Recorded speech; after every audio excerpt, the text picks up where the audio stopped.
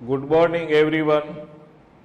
છેલ્લે આપણે જ્યાં ચાલ્યું હતું ત્યાંથી આગળ જોઈએ તો આગળનો પ્રશ્ન છે કે વ્યાખ્યાઓ સમજાવો. તો પેલી વ્યાખ્યા છે તરંગ લંબાઈ કોને કહેવાય? તો તરંગ લંબાઈની વ્યાખ્યા આ રીતે આપી શકાય: બે ક્રમિક શૃંગ અથવા ગર્ત વચ્ચેના અંતરને તરંગ લંબાઈ કહેવાય છે. બે ક્રમિક શૃંગ અથવા ગર્ત વચ્ચેના અંતરને તરંગ લંબાઈ કહેવાય. જેમ કે આ રીતે કોઈ તરંગ હોય, આમ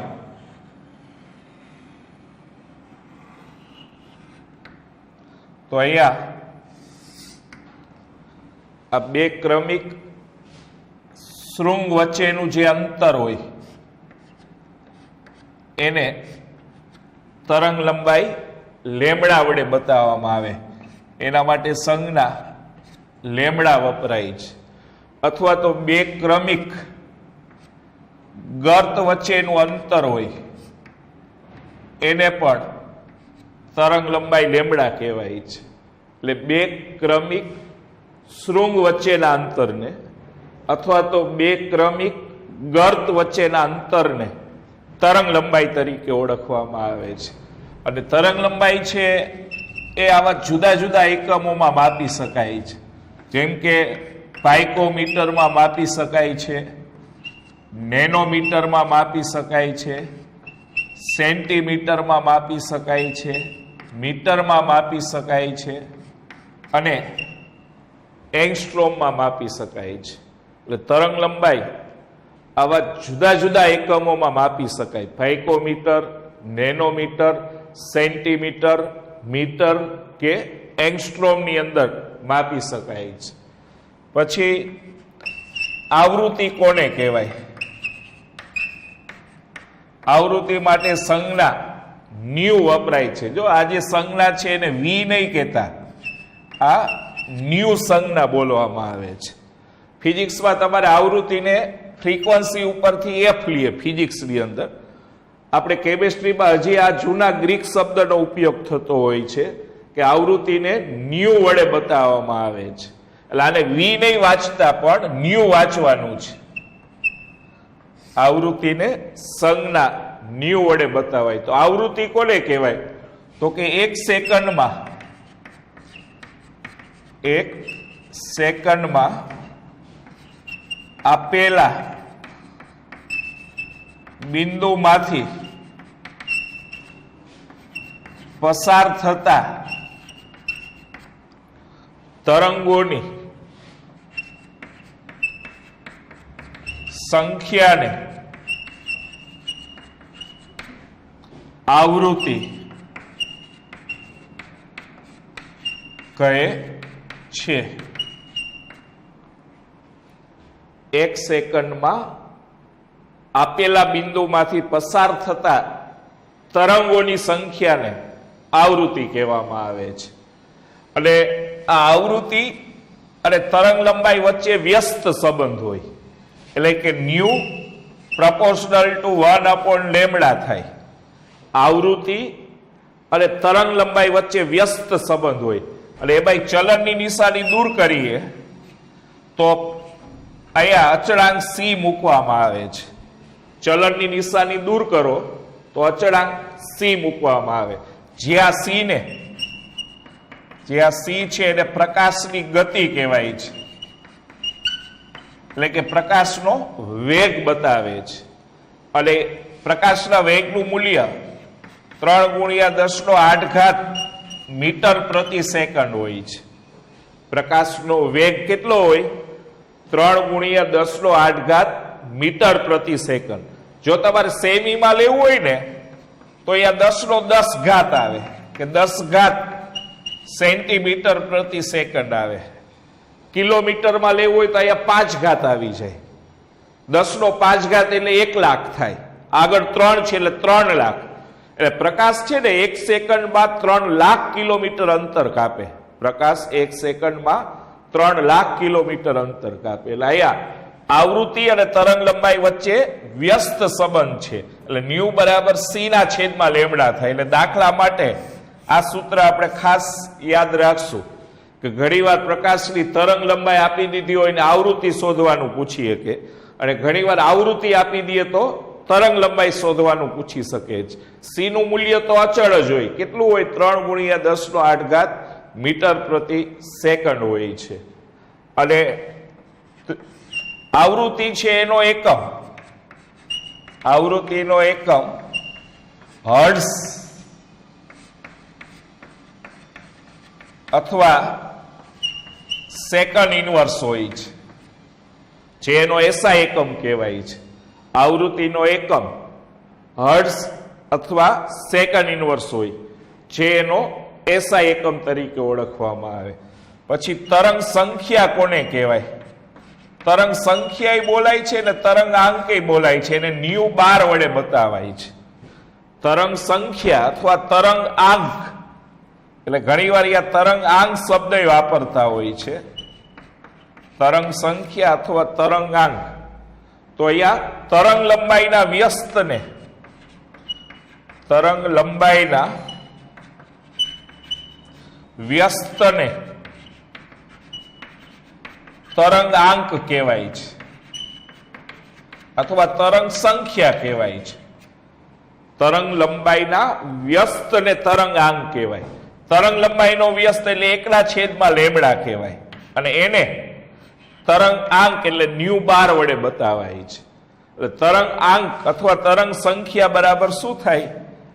1/લેમડા છે એ થશે. અને આનો એકમ, ધારો કે લેમડાનો મીટર એકમ હોય ને તો ઉપર જાય તો આનો એકમ મીટર ઇનવર્સ થયો કહેવાય. પછી કદાચ તરંગ લંબાઈનો એકમ સેન્ટીમીટર હોય તો ઉપર લઈ જાવ તો સેમી ઇનવર્સ થયો કહેવાય. એટલે એનો નાનો એકમ એટલે મીટર ઇનવર્સ અથવા એનાથી નાનો એકમ લેવો હોય તો સેમી ઇનવર્સ થાય. જો તરંગ લંબાઈ પાઇકોમીટરમાં હોય તો પાઇકોમીટર ઇનવર્સ થાય. નેનોમીટરમાં હોય તો નેનોમીટર ઇનવર્સ છે એ થશે.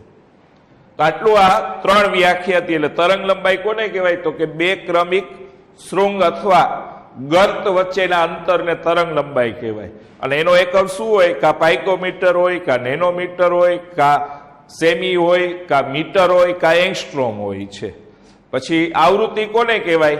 તો કે 1 સેકન્ડમાં આપેલા બિંદુમાંથી પસાર થતા તરંગોની સંખ્યાને આવૃત્તિ કહેવાય. આવૃત્તિનો એકમ હર્ટ્ઝ અથવા સેકન્ડ ઇનવર્સ હોય, જે એનો એસઆઈ એકમ છે. એટલે આવૃત્તિ ને તરંગ લંબાઈ વચ્ચે વ્યસ્ત સંબંધ હોય. ન્યુ પ્રપોર્શનલ ટુ 1/લેમડા થાય. એટલે ચલનની નિશાની દૂર કરો તો શું લખીએ કે ન્યુ બરાબર સી ના છેદમાં લેમડા, જ્યાં સી ને પ્રકાશની ગતિ કહેવાય છે.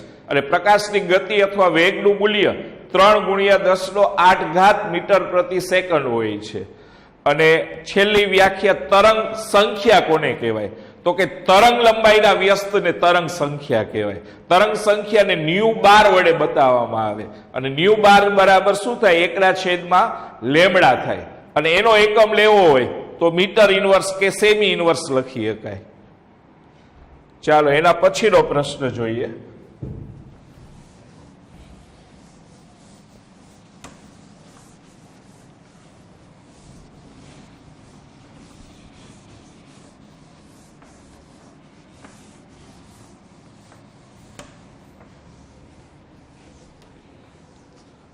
એના પછીનો પ્રશ્ન છે વિદ્યુત ચુંબકીય વિકિરણોનો વર્ણપટ સમજાવો.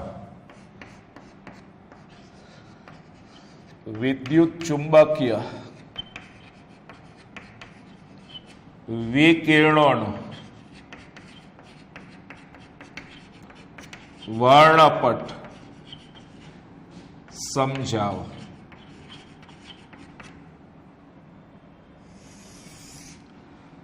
અગાઉ આપણે એવું જોઈ ગયા હતા કે વિદ્યુત ચુંબકીય વિકિરણો અનેક પ્રકારના હોય, જેવા કે રેડિયો તરંગો છે,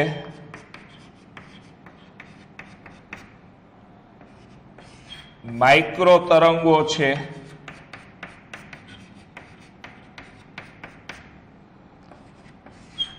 પારરક્ત તરંગો અથવા કિરણો કહી શકાય. પારરક્ત કિરણો અથવા તરંગો છે. દ્રશ્યમાન તરંગો અથવા પ્રકાશ કહેતા હોય, દ્રશ્યમાન તરંગો છે અથવા દ્રશ્યમાન વિકિરણો કહી શકાય. પારજાંબલી તરંગો છે, ક્ષ કિરણો છે, ગેમા કિરણો છે અને કોસ્મિક કિરણો.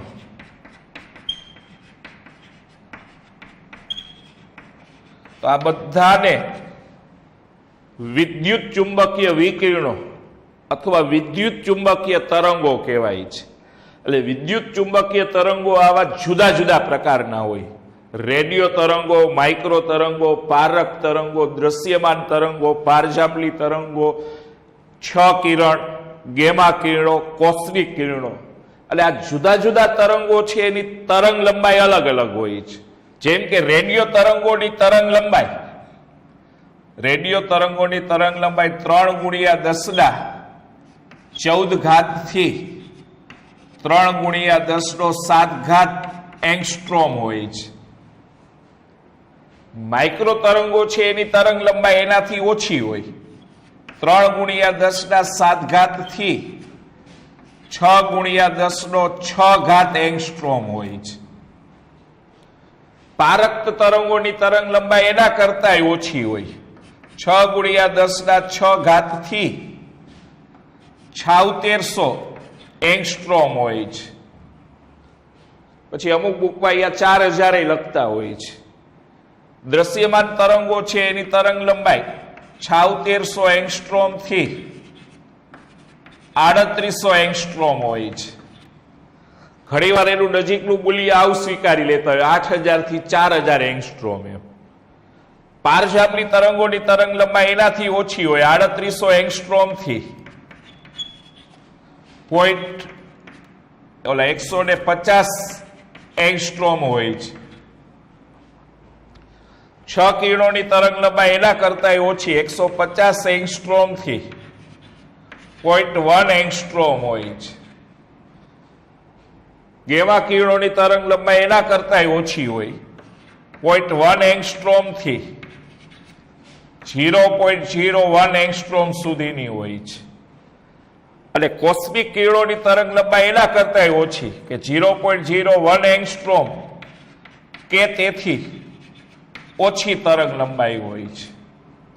એટલે સૌથી વધારે તરંગ લંબાઈ રેડિયો તરંગોની હોય અને સૌથી ઓછી તરંગ લંબાઈ કોસ્મિક કિરણોની હોય.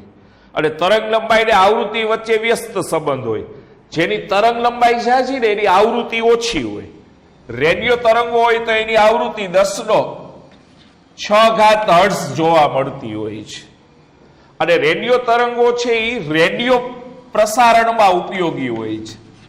રેડિયો પ્રસારણમાં ઉપયોગી હોય છે. તરંગ લંબાઈ શું થાય, નીચે જાવ એમ ઘટતી જાય તો આવૃત્તિ વધતી જાય, કારણ કે આવૃત્તિ અને તરંગ લંબાઈ વચ્ચે વ્યસ્ત સંબંધ છે. તો આવૃત્તિ માઇક્રો તરંગો છે એની 10⁻10 હર્ટ્ઝ હોય છે. અને માઇક્રો તરંગો છે ને એ રડારમાં ઉપયોગી હોય છે. રડાર શબ્દ તમે સાંભળેલો હોય. આપણે માઉન્ટ આબુ ઉપર રડાર આવેલું છે, જે બાજુના પાડોશી દેશના અથવા તો કોઈ દુશ્મનના વિમાનો કે આપણા સરહદમાં ઘૂસી જાય તો એની જાણકારી આપણને રડાર દ્વારા મળતી હોય છે. પણ એમાં કેનો ઉપયોગ થતો હોય છે? માઇક્રો તરંગોનો ઉપયોગ થતો હોય છે. નીચે જાઓ એમ એની આવૃત્તિ વધતી જાય. પારરક્ત કિરણો છે એની 10⁻13 હર્ટ્ઝ હોય છે અને એ ગરમ કરવામાં ઉપયોગી હોય છે. તમારે ગ્રીન હાઉસ ઇફેક્ટ આવી ગયું છે કે આ મિથેન વાયુ છે કે કાર્બન ડાયોક્સાઇડ વાયુ છે, એ શું કરે છે?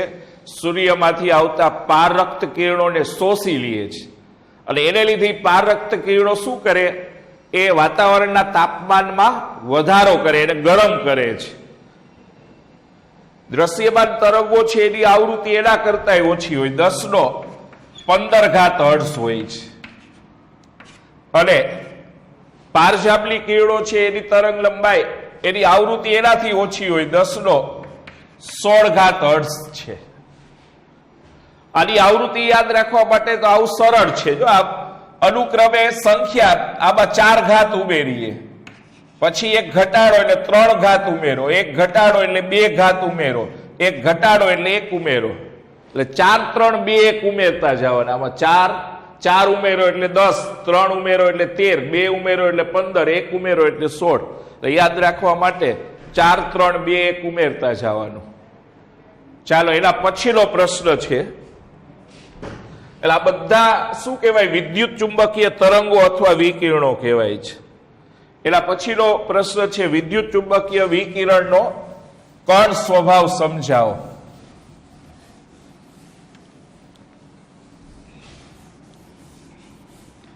વિદ્યુત ચુંબકીય વિકિરણોનો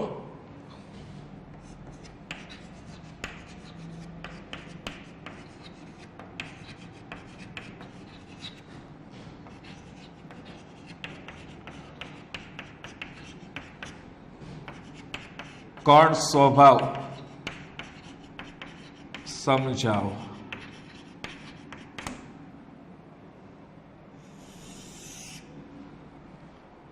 તો અહીંયા આ વિવર્તન અને વ્યતિકરણ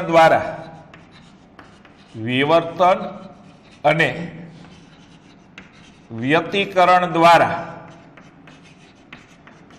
આ વિદ્યુત ચુંબકીય વિકિરણોની તરંગ પ્રકૃતિ સમજાવી શકાય છે. પ્રકૃતિ એટલે સ્વભાવ કહેવાય. એટલે આ બે ઘટના છે, વિવર્તન અને વ્યતિકરણ. એ શું સમજાવે છે? વિદ્યુત ચુંબકીય વિકિરણની તરંગ પ્રકૃતિ સમજાવે છે. એટલે આ બે ઘટના એવું સૂચવે છે કે વિદ્યુત ચુંબકીય વિકિરણ છે ને આવો તરંગ સ્વભાવ ધરાવે છે. આ બંને ઘટના એવું સૂચવે છે કે વિદ્યુત ચુંબકીય વિકિરણ તરંગ સ્વભાવ ધરાવે. એટલે કે જો વિદ્યુત ચુંબકીય વિકિરણ તરંગ સ્વભાવ ધરાવતો હોય ને તો જ એનું વિવર્તન કે વ્યતિકરણ થાય. વિવર્તન થવું એટલે વિવર્તન કોને કહેવાય? કે કોઈ આવી અડચણની ધાર પરથી પ્રકાશનું કિરણ વાંકું વળવાની ઘટનાને વિવર્તન કહેવાય છે. કોઈ અડચણની ધાર પરથી પ્રકાશનું કિરણ વાંકું વળવાની ઘટના એટલે એને વિવર્તન કહેવાય છે. અને વ્યતિકરણ એ તમારા 10માં કે 9માં આવી ગયું, જેને આપણે સંપાતીકરણ કહીએ છીએ. સંપાતીકરણ માટે તમારે 3 અલગ અલગ ટોર્ચ લેતા, એના ઉપર એકમાં લાલ પ્લાસ્ટિક લગાડી દો, એકમાં ગ્રીન લગાડી દો, એકમાં યલો લગાડી દો, અને એ પ્રકાશ ટોર્ચને આમ ક્રોસમાં રાખતા. એ ટોર્ચ છે એને આમ ક્રોસમાં રાખતા, અને પછી એ પ્રકાશના કિરણો છે એ એકબીજામાંથી પસાર થાય. આમ તો પ્રકાશના કિરણોનું એકબીજામાંથી પસાર થવું એને વ્યતિકરણ કહેવાય અથવા સંપાતીકરણ. પણ પ્રકાશ તો જ પસાર થઈ શકે કે એની તરંગ પ્રકૃતિ હોય. જો આમ સીધી રેખામાં પ્રકાશ જતો હોય ને તો બીજું વિકિરણ એની આરે અથડાઈને પાછું આવે, પસાર ન થાય. પણ તરંગ પ્રકૃતિ હોય તો વચ્ચે જે ખાલી જગ્યા હોય એમાંથી શું થઈ શકે? બીજું કિરણ પસાર થઈ શકે છે.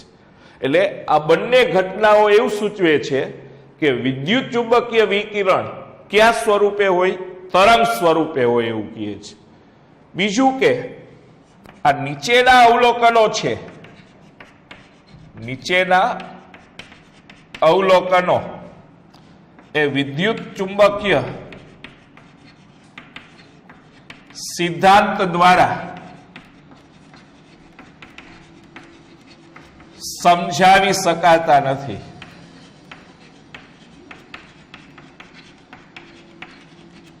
નીચેની ચાર જે ઘટનાઓ છે એ વિદ્યુત ચુંબકીય સિદ્ધાંત દ્વારા એટલે કે તરંગ પ્રકૃતિ દ્વારા સમજાવી શકતા નથી. કઈ ચાર ઘટનાઓ? તો કે એક, કાળા પદાર્થમાંથી ઉત્સર્જિત થતા વિકિરણનો સ્વભાવ સમજાવી શકાતો નથી.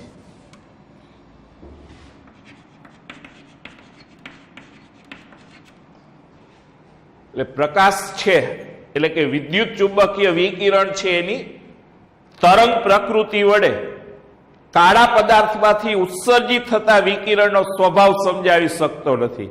આ ઘટના એવું કહે છે કે પ્રકાશ છે ને એ કણોનું બનેલું હોય છે. આ ઘટના એવું સૂચવે છે કે વિદ્યુત ચુંબકીય વિકિરણ એ કણોનું બનેલું હોય છે. એટલે આ ઘટના છે એ શું સમજાવતું નથી? વિદ્યુત ચુંબકીય વિકિરણની તરંગ પ્રકૃતિ સમજાવતું નથી. અથવા કાળા પદાર્થ ન કહેવું હોય તો એમ કહેવાય કે ગરમ પદાર્થમાંથી ઉત્સર્જિત થતા વિકિરણનો સ્વભાવ એ તરંગ પ્રકૃતિ વડે સમજાવી શકાતો નથી. બીજું, ફોટો ઇલેક્ટ્રિક અસર પણ ફોટો ઇલેક્ટ્રિક અસર છે એ પણ તરંગ પ્રકૃતિ વડે સમજાવી શકાતી નથી. ફોટો ઇલેક્ટ્રિક અસર એવું સૂચવે છે કે પ્રકાશ તરંગ પ્રકૃતિ નહીં પણ કણ પ્રકૃતિ ધરાવે છે. એટલે આ ઘટના વડે કણ પ્રકૃતિ સાબિત થાય છે. એટલે આ ઘટના તરંગ પ્રકૃતિ સમજાવી શકતું નથી. અને ફોટો ઇલેક્ટ્રિક અસર કોને કહેવાય? તો કે પ્રકાશ દ્વારા ધાતુમાંથી ઇલેક્ટ્રોન મુક્ત થવાની ઘટનાને ફોટો ઇલેક્ટ્રિક અસર કહેવાય છે. આપણે આગળ ફોટો ઇલેક્ટ્રિક અસર વિશે વિગતે આ બધા મુદ્દાઓ વિગતે ચર્ચા આવશે. એટલે પ્રકાશ દ્વારા ધાતુમાંથી ઇલેક્ટ્રોન મુક્ત થવાની ઘટનાને ફોટો ઇલેક્ટ્રિક અસર કહેવાય. અને એ ફોટો ઇલેક્ટ્રિક અસરની ઘટના તરંગ પ્રકૃતિ વડે સમજાવી શકાતી નથી. ત્રીજી બાબત છે કે ઘન પદાર્થની ઉષ્મા ધારિતામાં થતું વિચલન પણ તરંગ પ્રકૃતિ વડે સમજાવી શકાતું નથી. અત્યારે આ મુદ્દો યાદ રાખી લેશું. આ બધા મુદ્દાઓ આપણે આગળ વિગતે ચર્ચા આવે છે કે ઘન પદાર્થની ઉષ્મા ધારિતામાં થતું વિચલન. આપણે ઉષ્મા ધારિતા કોને કહેવાય એ આખી ટુકડો જ આવશે ઉષ્મા ગતિશાસ્ત્ર પાઠમાં. અત્યારે એ શબ્દ યાદ રાખી લેશું. એટલે ઘન પદાર્થની ઉષ્મા ધારિતામાં થતું વિચલન પણ તરંગ પ્રકૃતિ વડે સમજાવી શકાતું નથી. અને ચોથું કે હાઇડ્રોજનના સંદર્ભમાં રેખા વર્ણપટ પણ આ તરંગ પ્રકૃતિ વડે સમજાવી શકાતું નથી. એટલે આ ચારેય ઘટનાઓ છે એ પ્રકાશની તરંગ પ્રકૃતિ નથી સમજાવતી, પણ આ ચારેય ઘટનાઓ છે ને પ્રકાશની કણ પ્રકૃતિ સમજાવે છે. જ્યારે ઉપરની બે ઘટના છે ને વિવર્તન ને વ્યતિકરણ એ પ્રકાશની તરંગ પ્રકૃતિ ધરાવે છે. એટલે આ બે ઘટના એવું કહે છે કે પ્રકાશ તરંગ પ્રકૃતિ ધરાવે. આ ચારેય ઘટના એવું કહે છે કે પ્રકાશ કણ પ્રકૃતિ ધરાવે. એનો અર્થ એવો થયો, પછી એવું નક્કી થયું કે પ્રકાશ બંને પ્રકૃતિ ધરાવે છે. પ્રકાશ તરંગ પ્રકૃતિ ધરાવે અને પ્રકાશ કણ પ્રકૃતિ એ ધરાવે છે. અને આવો જે વિકિરણનો સ્વભાવ હોય ને એને શું કહેવાય? એનો દ્વૈત સ્વભાવ કહેવાય છે. વિદ્યુત ચુંબકીય વિકિરણ કે જે બે સ્વભાવ ધરાવે, તરંગ સ્વભાવ ધરાવે. આ બંને ઘટના એવું કહે છે કે તરંગ સ્વભાવ ધરાવે છે. આ ચારેય ઘટના એવું કહે છે કે કણ સ્વભાવ ધરાવે. તો આ બંને પ્રકારનો જે સ્વભાવ ધરાવે એને શું કહેવાય છે? વિદ્યુત ચુંબકીય વિકિરણનો દ્વૈત સ્વભાવ કહેવામાં આવે છે. બીજું કે આ ઈસવીસન 1900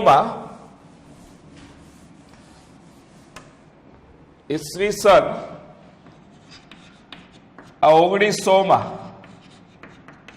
મેક્સ પ્લાન્કે સૌ પ્રથમ કાળા પદાર્થના વિકિરણની સમજૂતી આપી. કાળા પદાર્થનું વિકિરણ એનો અર્થ એવો થાય કે કોઈ પદાર્થને ગરમ કરો ત્યારે એમાંથી ઉત્સર્જિત થતું વિકિરણ એને કાળા પદાર્થનું વિકિરણ કહેવાય. અંગ્રેજીમાં એને બ્લેક બોડી રેડિયેશન કહેવામાં આવે છે. એટલે બ્લેક બોડી રેડિયેશનનો અર્થ શું થાય કે પદાર્થને ગરમ કરવાથી એમાંથી ઉત્સર્જિત થતું વિકિરણ એને કાળા પદાર્થનું વિકિરણ કહેવાય. અને આ કાળા પદાર્થના વિકિરણની સમજૂતી એટલે કે કાળા પદાર્થનું વિકિરણ કેવો સ્વભાવ ધરાવે છે, તરંગ સ્વભાવ ધરાવે છે કે કણ સ્વભાવ, એની સમજૂતી સૌ પ્રથમ મેક્સ પ્લાન્ક નામના વૈજ્ઞાનિકે આપેલી. અને જ્યારે આ ઘન પદાર્થને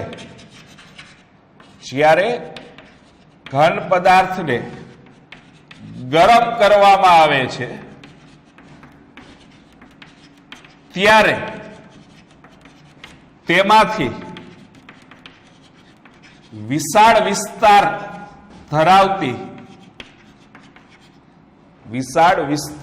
ધરાવતી તરંગ લંબાઈ વાળા વિકિરણોનું ઉત્સર્જન થાય છે.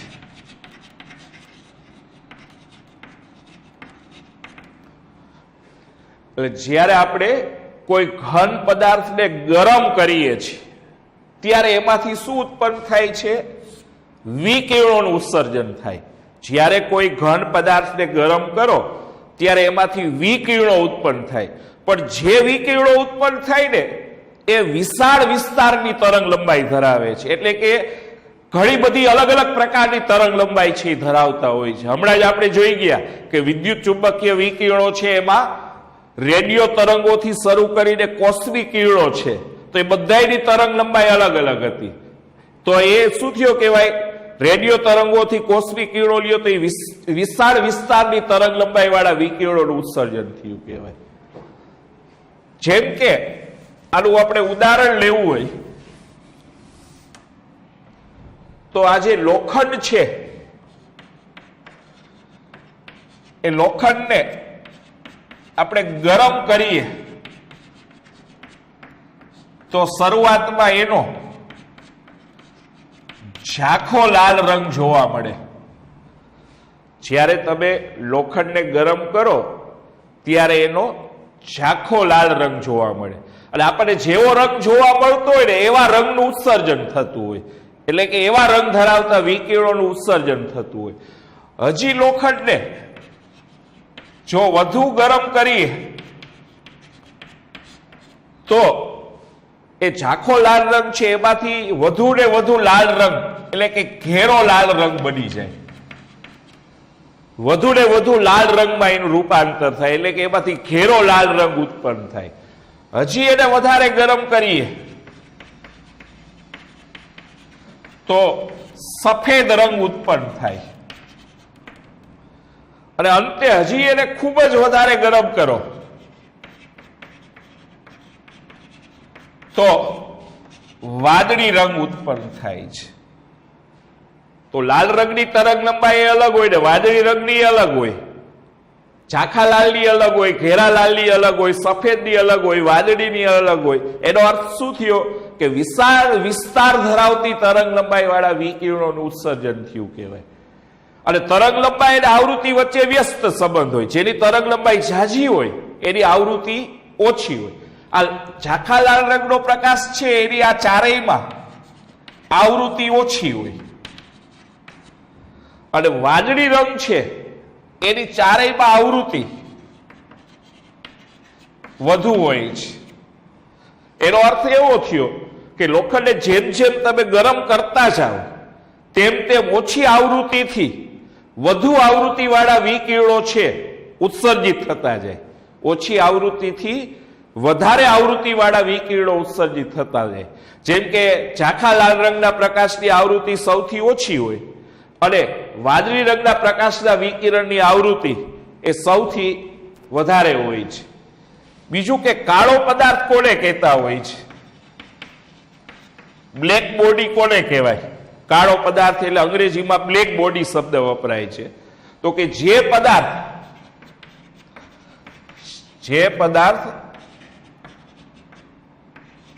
બધા જ વિકિરણોનું અવશોષણ કે ઉત્સર્જન કરે તેને કાળો પદાર્થ કહેવાય છે. જે પદાર્થ બધી જ આવૃત્તિવાળા વિકિરણોનું અવશોષણ કે ઉત્સર્જન કરે એવા પદાર્થને કાળો પદાર્થ કહેવાય. અથવા આપણે એવું કહેતા હોય કે જે પદાર્થ બધા જ રંગોના પ્રકાશનું શોષણ કરે અથવા બધા જ રંગો ધરાવતા પ્રકાશનું ઉત્સર્જન કરે તો એવા પદાર્થને કાળા પદાર્થ તરીકે ઓળખવામાં આવે. અને કાળા પદાર્થમાંથી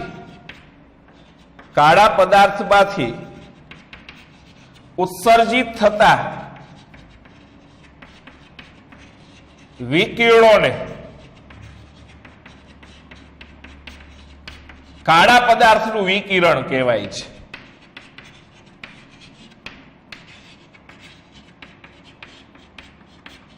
કાળા પદાર્થમાંથી ઉત્સર્જિત થતા વિકિરણને શું કહેવાય? બ્લેક બોડી રેડિયેશન કહેવાય છે.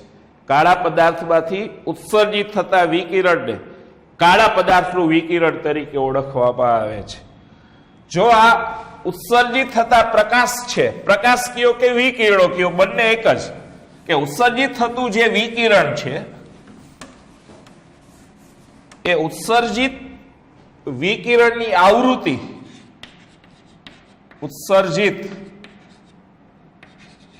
વિકિરણની આવૃત્તિ એની તીવ્રતા અને આવૃત્તિનું અથવા એ આવૃત્તિ ન લેવી હોય તો તરંગ લંબાઈ લઈ શકાય છે.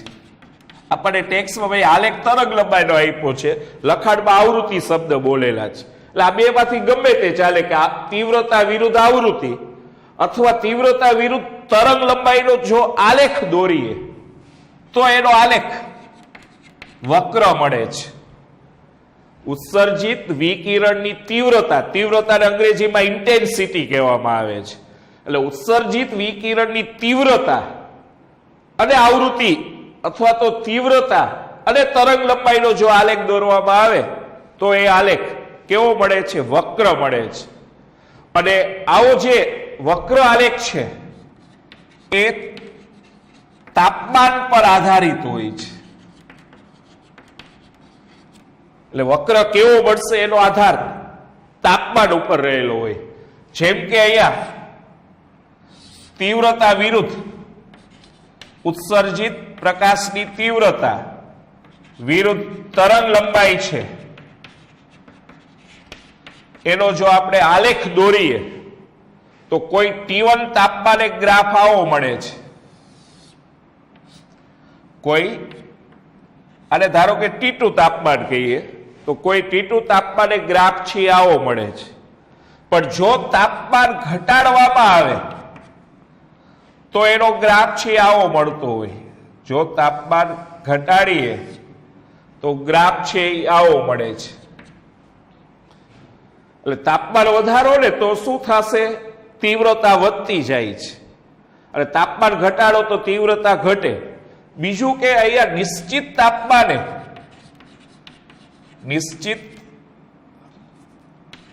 તાપમાને તરંગ લંબાઈના વધારા સાથે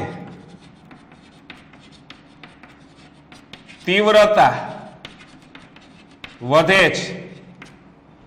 જેમ જેમ તરંગ લંબાઈ, ધારો કે નિશ્ચિત તાપમાન T2 રાખ્યું હોય તો અત્યારે આટલી તરંગ લંબાઈ હોય ત્યારે તીવ્રતા આટલી છે. હવે તરંગ લંબાઈ વધે છે, આ બાજુ જાવ એમ તરંગ લંબાઈ વધી કહેવાય, તો એની તીવ્રતા વધે. તરંગ લંબાઈ જેમ જેમ વધતી જાય એમ તીવ્રતા વધતી જાય. એક સમય એવો આવશે કે એની તીવ્રતા મહત્તમ બની જશે, તીવ્રતા વધે છે અને અંતે મહત્તમ બને છે, અને પછી તરંગ લંબાઈ વધતા તીવ્રતા ઘટે છે, એટલે આ મહત્તમ બની જાય પછી હવે આગળ તરંગ લંબાઈ વધારો ને તો પાછી એની તીવ્રતા ઘટતી જાય, તરંગ લંબાઈ વધતી જાય એમ પાછી તીવ્ર, એટલે શરૂઆતમાં શું થાય, જેમ જેમ તરંગ લંબાઈ વધતી જાય એમ તીવ્રતા વધતી જાય, વધીને એક સમય મહત્તમ બને અને પાછી તરંગ લંબાઈ વધતી જાય એમ એની તીવ્રતા ઘટતી જાય છે. બીજું કે આ મેક્સ પ્લાન્કે જણાવ્યું કે આ અણુ કે પરમાણુ દ્વારા અવશોષિત કે ઉત્સર્જિત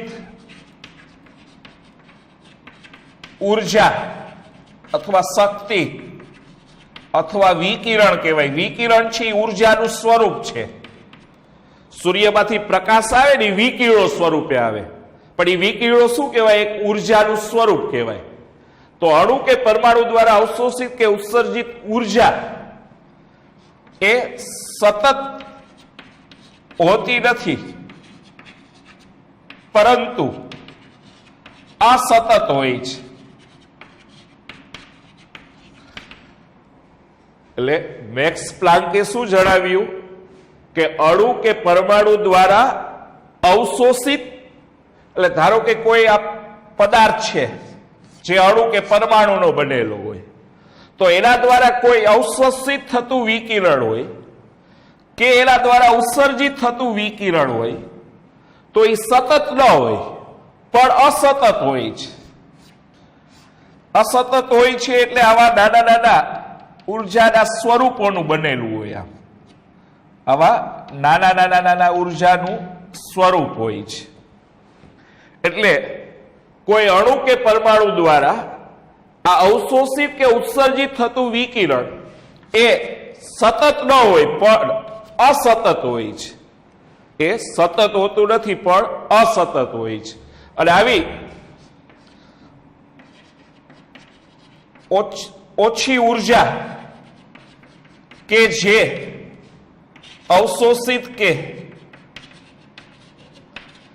ઉત્સર્જિત થાય છે તેને ક્વોન્ટમ કહેવામાં આવે છે, એવું મેક્સ પ્લાન્કે જણાવ્યું. આવી ઓછી ઉર્જા કે જે અવશોષિત કે ઉત્સર્જિત થાય છે એને ક્વોન્ટમ કહેવાય.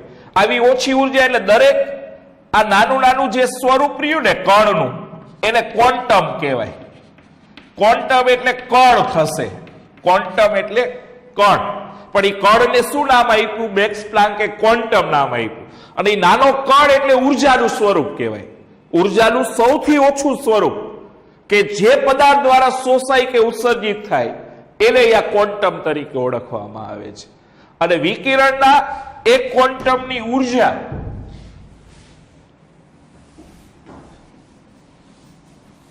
વિકિરણના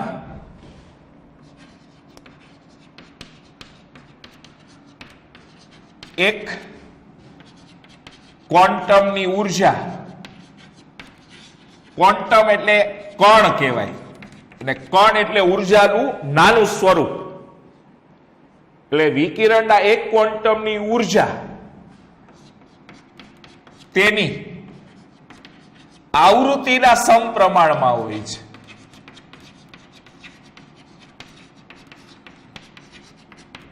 એટલે કે ઈ અને આ ન્યુ વડે સમપ્રમાણ સંબંધ હોય, પણ અહીંયા ચલનની નિશાની દૂર કરીએ ને તો અચળાંક h મૂકવામાં આવે છે.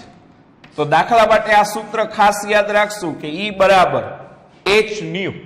આ સૂત્ર શું બતાવે છે, એક ક્વોન્ટમની ઉર્જા, ઈ ને શું વચાય, એક કણની ઉર્જા. ક્વોન્ટમ ન કહેવું હોય તો કણ કહેવાય છે, એટલે ઈ છે એક કણની ઉર્જા બતાવે છે. ન્યુ છે એ શું બતાવે છે? આવૃત્તિ બતાવે છે. અને એચ ને પ્લાન્ક અચળાંક કહેવાય છે. એચ ને પ્લાન્ક અચળાંક કહેવાય છે. અને એ પ્લાન્ક અચળાંકનું મૂલ્ય 6.626 ગુણ્યા 10⁻⁻34 જૂલ ઇન્ટુ સેકન્ડ હોય છે. આ મૂલ્ય આપણે ઘણા બધા દાખલાઓમાં ઉપયોગ કરવાનો આવશે, એટલે યાદ રાખી લેવું કે પ્લાન્ક અચળાંકનું મૂલ્ય 6.626 ગુણ્યા 10⁻⁻34 જૂલ ઇન્ટુ સેકન્ડ હોય છે. અને આ સૂત્ર આધારિત દાખલાઓ આવે છે, તો આ સૂત્ર પણ દાખલા માટે યાદ રાખવું.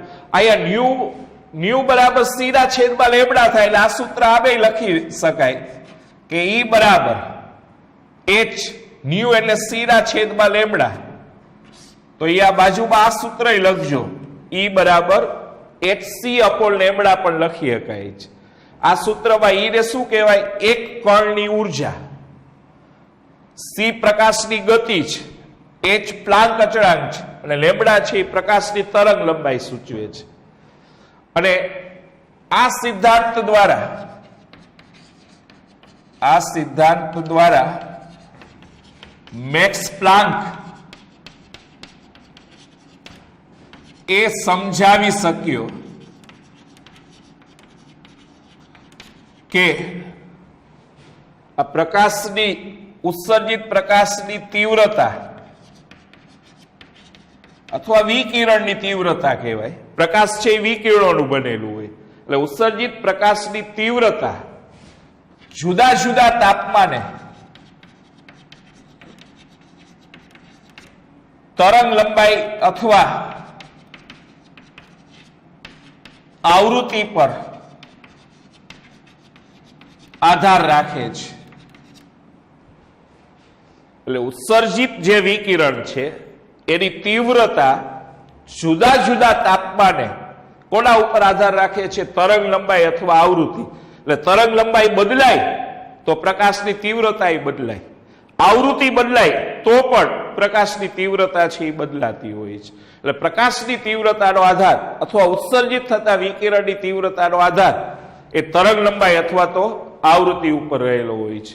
તો આટલું આ પ્રશ્નમાં આપણને આપેલું હતું. એટલે એકવાર જો ફરીથી જોઈએ તો શરૂઆતમાં આપણે એવું કીધું હતું કે વિવર્તન અને વ્યતિકરણની ઘટના એ પ્રકાશની અથવા વિકિરણની તરંગ પ્રકૃતિ સમજાવે છે.